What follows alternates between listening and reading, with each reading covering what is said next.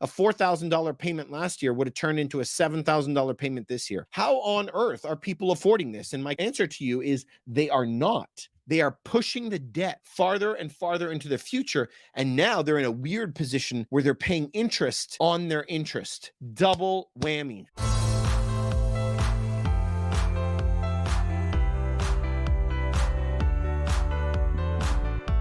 Who would have ever thought that we would be here? For me to actually sit here and say that we're going to have 70, 80, 90-year mortgages, the greatest I've seen is 101-year mortgage. Absolutely bananas. I've never seen anything like this, not even in my wildest dreams, but this is what's happening. And so we have to kind of understand, how did we get into this position? So the number one thing that I always hear everybody, how on earth is everybody affording it?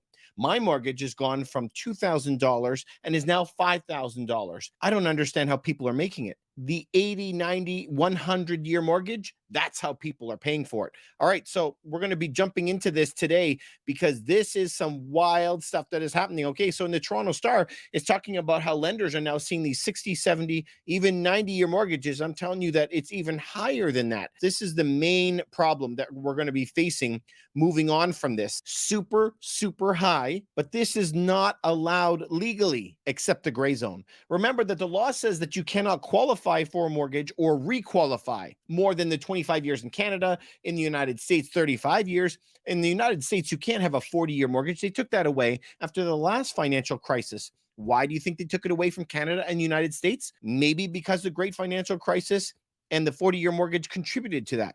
So they took it away forever. That's actually a good thing. I think it was a good thing. But the fact that they're allowing it now, when they were pushed by this at the central banks, they said, well, this is a release valve. It lets people get their things in order. But in reality, what everybody is doing when they're seeing these 90-year mortgages on their own mortgage, even family members of mine have this. They're like, well, we're just going to hang on and wait and see. It's the number one answer that we get. And remember, if you are not going to be proactive about this, well, you're going to get squashed like a bug, just like Mr. Wonderful always says. But if we are proactive about it, we can actually get ahead of it. We're just not going to get hurt as bad. All right, so let's take a look at some of the stuff that I got for you today. So if we're going to take a look at the prices in Toronto, the past 12 months, all of a sudden, we're feeling pretty good about this, right? We're feeling good because the rates have gone up in the past 12 months, and this is what you're going to see in the news. Guys, we've recovered 100% of what we did in the past year, or they're going to say from the beginning of the year, 980 up to 1.1. They're going to say, guys, property prices are up 10%. Everything is good. There is no problems left on the planet. So you can see it up to 1.2. But if you actually look back, and let's go back 2 years and actually see where we are, prices were 1.3 last February. So prices are still down a lot.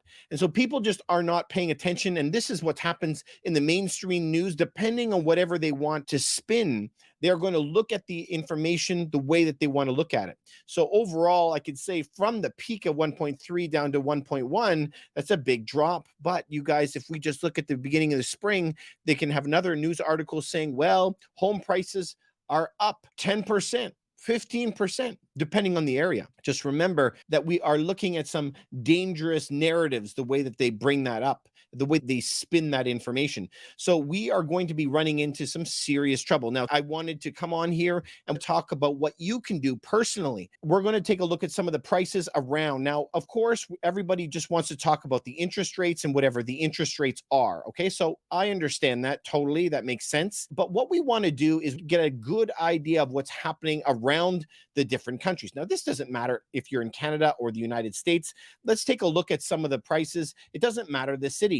When you see interest rates actually go down, which was in this zone, you can see every single line goes rocketing up. When interest rates actually start taking their bite and interest rates are going up, all these properties, you can see a giant lump in this region where all the properties are going downhill. And that's exactly what is going to be happening. So interest rates are important, but it's very, very different. If you're comparing this one up here, which is Oakville, compared to one at the very bottom in Quebec, prices barely even change there. So though they all rhyme, They're not all the same. Huge, huge, huge important side effect. Because as stupid as some statements are, I have to say that the number one comment that we get in real estate is it now a good time to buy real estate? Is it a good time? As stupid as it is to say, like, all of this type of people are bad. Doesn't matter if it's whatever your flavor is, any type of, you don't like one type of people, that would be ridiculous. Or I only like one type of people, that was ridiculous. Nowadays, everybody is so hot headed and ready to get triggered by anything.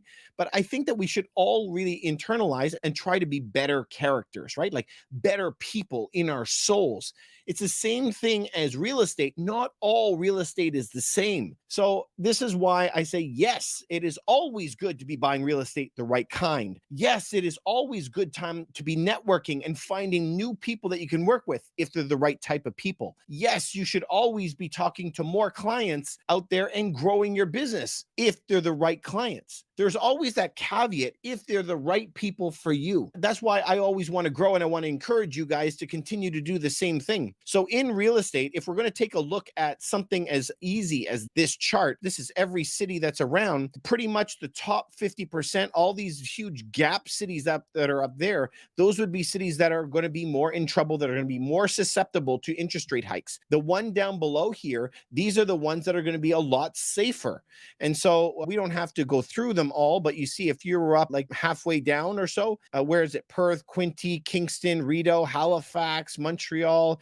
There's a lot of cities that are very, very safe and less that are a little bit crazier on the prices right now. So we got to know the main question that everybody is asking right now is, should I keep hanging on? Which is kind of crazy to me. Should I keep hanging on to my house? So you guys that remember me in 2021 telling you fix your rates, and then they went up. Do you remember that?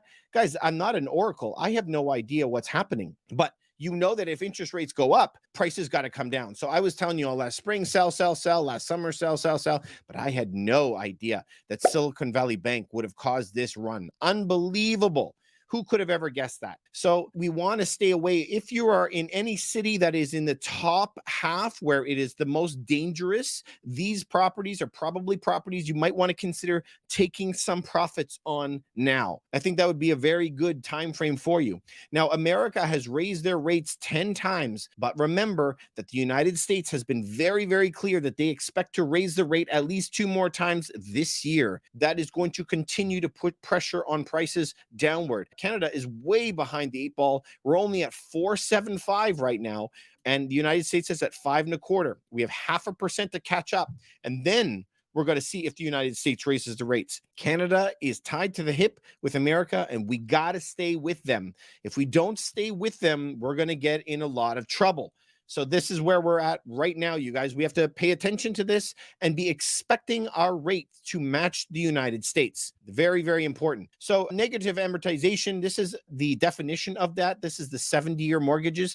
Even when you pay, the amount you owe still goes up because you are not paying enough to cover the interest. So this is the 60, 70, 90-year mortgages that are happening in Canada right now. And so this all comes back to what a regular amortization schedule should look like. It should look like something like this, where your balance or the total that you owe, this is a small mortgage at 200,000. The balance slowly gets paid off over time, and interest slowly gets paid off over time. But if you see your payment stays the exact same forever. All right, now let's take a look at the monthly schedule. This is year one.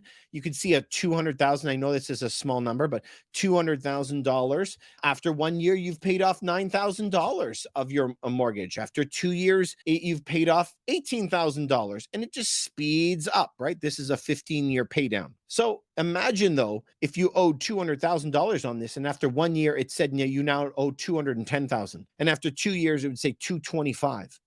3 years, it says $250,000. I don't know. It's going the opposite way. The balance is growing. This is the problem that we're facing right now, this negative amortization on loans. where you have this negative amortization loan, you can pay less than the minimum payment. So the shortfall is always added to the outstanding mortgage balance, which means your mortgage is getting larger every month. Dangerous. So if we want to do a loan comparison, just try to take a look at what something like that would look like. If we had $1 million loan last year versus $1 million loan this year, 2% last year, a lot of my clients are getting 8% this year, both 25-year amortizations. We're talking about getting qualified right now. A $4,000 payment last year would have turned into a $7,000 payment this year. Where do you get an extra $3,000? The answer is people don't have it. So comes the question, David, how on earth are people affording this? And my answer to you is they are not. They are pushing the debt farther and farther into the future. And now they're in a weird position where they're paying interest on their interest. Double whammy. So this is going to continue to shake out over the next couple of years. This is why we got to survive till 25, survive till 2025. It's imperative that we try to survive that long. So if we're going to take a look at where mortgage rates are right now, a very good indication. Any country you're in, we could look at a 5-year treasury for the United States, or we could look at a 5-year government bond in Canada, or the gilt market in the UK. It doesn't matter. Just try to look up the 5-year.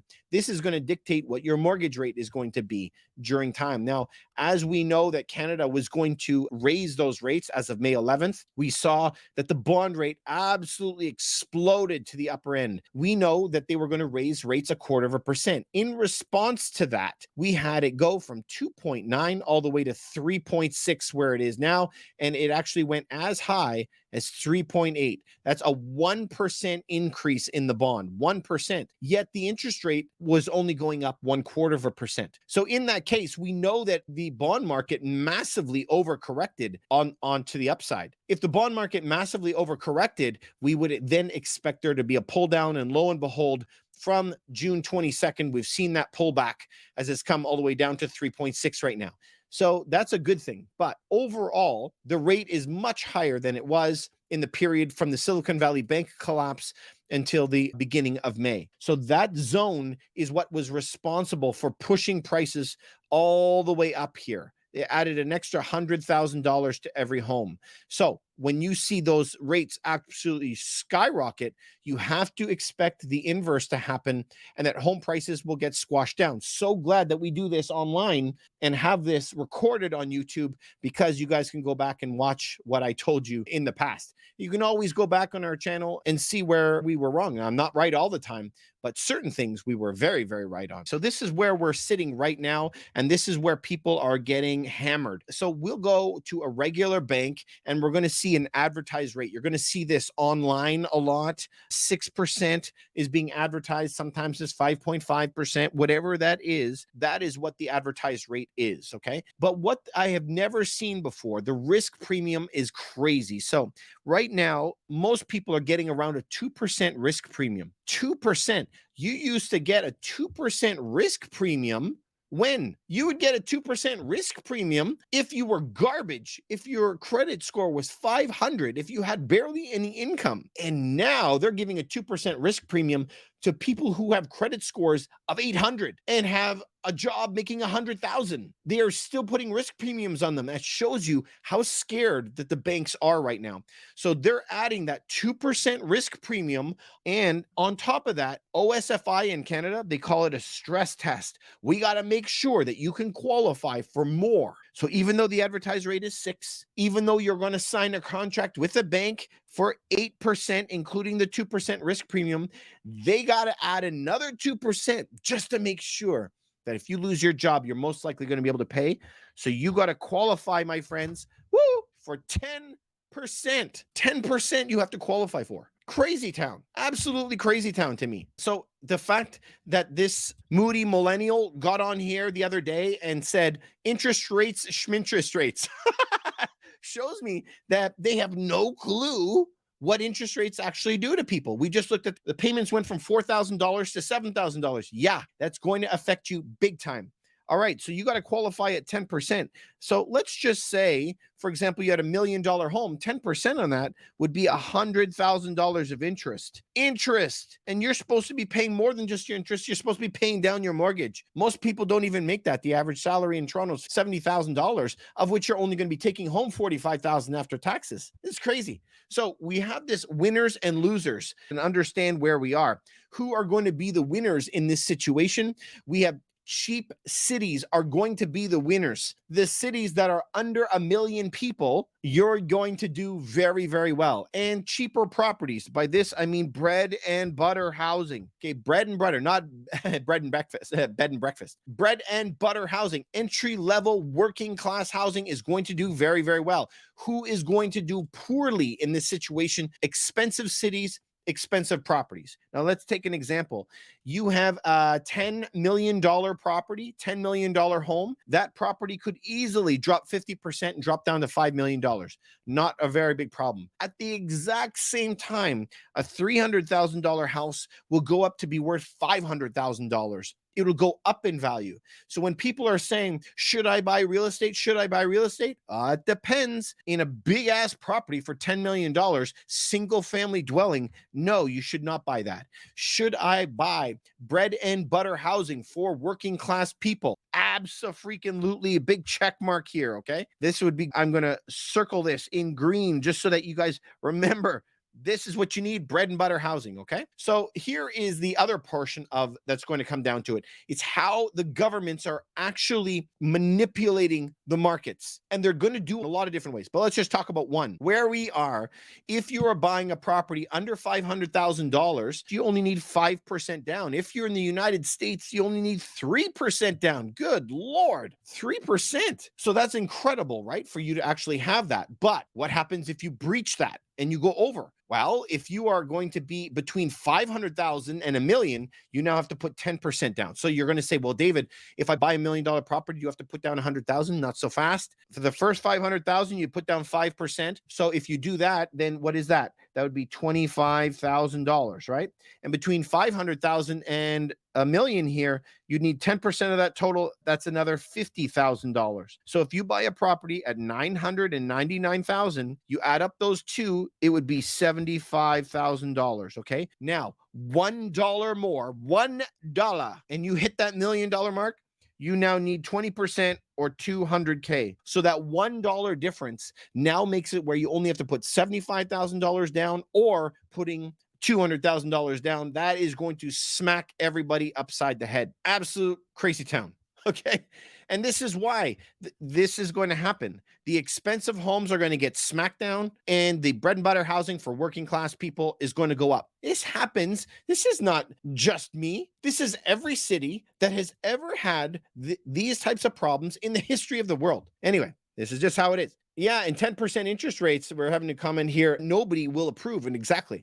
And you have to have a very high income, very good credit score to get approval. And this is what they call liquidity squeeze, meaning no banks are going to lend you. If you can't get a mortgage, you're going to be in a lot of trouble. So let's just pull up Bank of Canada and where they're saying their inflation is at. They're saying that their inflation is at 3.4%. But is their inflation really at 3.4%? Because not really, because if we look over, common inflation is still at 5.2, median is at 3.9, and trim is at 3.8. We don't have to get into what does that all mean. The definitions are here, which you can go read about trim, core, and medium, and common. So in the United States, they call it core inflation. Core is normally the trim that is here, but you can go read about this. My point about telling you this is so that you know that these are far too high, even though they're very, very doctored, heavily doctored numbers. This is far too high. Number one. So this gives you a very high likelihood that they will be hiking in July. Very high likelihood. Right on the front page, bankofcanada.ca. We are the central bank. We work to preserve the value of the money by keeping inflation low and stable. What a load of malarkey. But anyway, this is what they say. So this is not 2%. So why on earth would they do that? Also, if we go back and reiterate what we said before, we are still at 4.75, which is way short of what the United States has at 5.25. And we got to stick with the United States. If we don't, there's going to be problems in the air. So, yeah, I do believe that we're going to have those interest rates that are going to be continuing on. So, I guess one of the main things for you guys to know about interest rates. Everybody has a misunderstanding, I think, about how interest rates actually work. And so everybody was celebrating when there was a pause. So let's take an example of the pause here. Say that we paused rates in Canada and we are excited about that. So when there's a pause, we get excited and we say, well, this is great because my mortgage rate will not go up. I'm putting an X by $200. It was going to go up $200, but now it's not. So we're excited and we're cheering about that. Here comes the problem. You have life. And in life, we usually have gas and car payments, and we have what else? Food. And all of this is imported to Canada. So we are susceptible to the US dollar to Canadian dollar conversion. And when we do not raise our rates, we save you the 200 here, but then what happens is we're going to get hammered on inflation in these categories. So when you're going to get inflation coming here, this is going to cost you another $200 per month. So you're going to be excited about saving 200 here, but they're going to cost you 200 more here. Either or, we're going to get screwed. Now, let's just say that we went the other way and we'll do the opposite. Say that we raised rates, okay? And we followed whatever America says.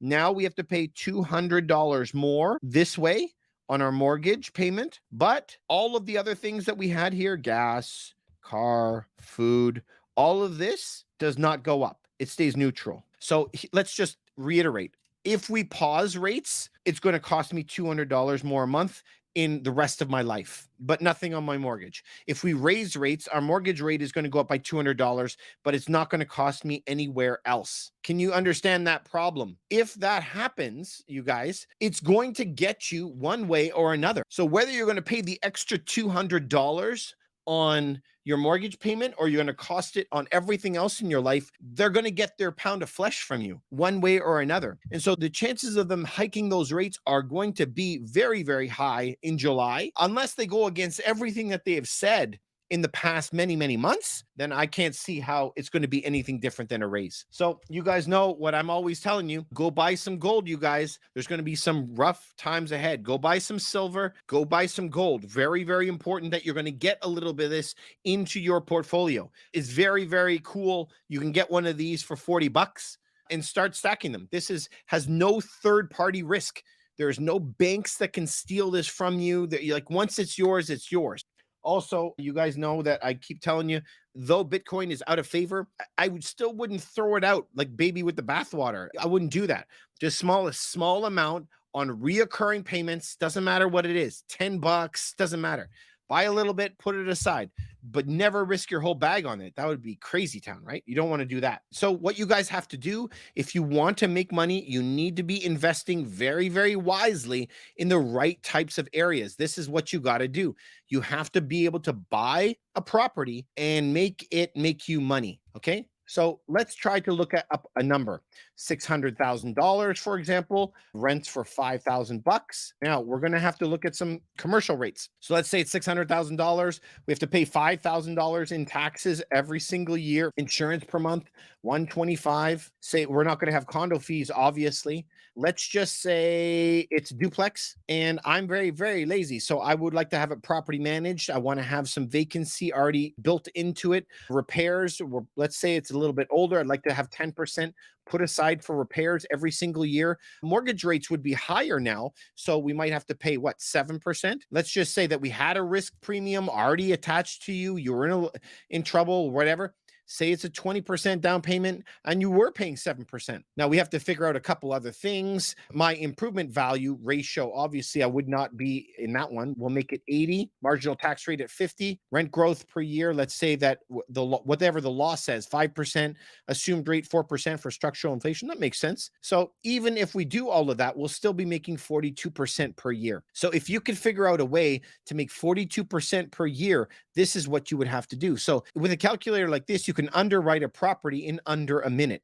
So when you put the price in, you put the market rent in, we're going to put all of our expenses in. If you have condo fees or lawn and snow or whatever, remember, we're going to make this work for us. So our down payment would only be $120,000 here. And remember, I'm going to be putting $300 aside every single month. That does not include in the total money I'm making. $300 a month is going to go to the side to pay in case somebody is not in the building. $500 a month is going to be going every single month into a repair reserve fund, different bank accounts. So that extra $800 is getting put into an account just in case something happens. Please remember that if you don't need that $800, you still have it. That's another 9, 10 grand a year that you're going to have just sitting there. And if the unit was fully rented and you didn't have any problems, well, you can still keep that money. So this is what you have to do. In this calculation, what we're going to be doing is having 20 years capital cost allowance, or depreciation is what they call it in the United States, with all your tax write-offs that you get. We're also going to have our mortgage getting paid down every single year, $7,000 paid down from the first year, $9,000 by year 5, $15,000 by year 12, and it keeps going all the way up. But look at that. By year 20, $27,000 is coming back to you as well. Also, you want to have your appreciation. Now, remember, only ever do this on structural inflation, never demand inflation, and make sure that you have your rent increases put in there as well. And then what it will do is it starts trying to add up all of your total expenses and all of your total profits. It's very fun when we can see the numbers growing every single year. So whenever you're going to go and get a mortgage on a property,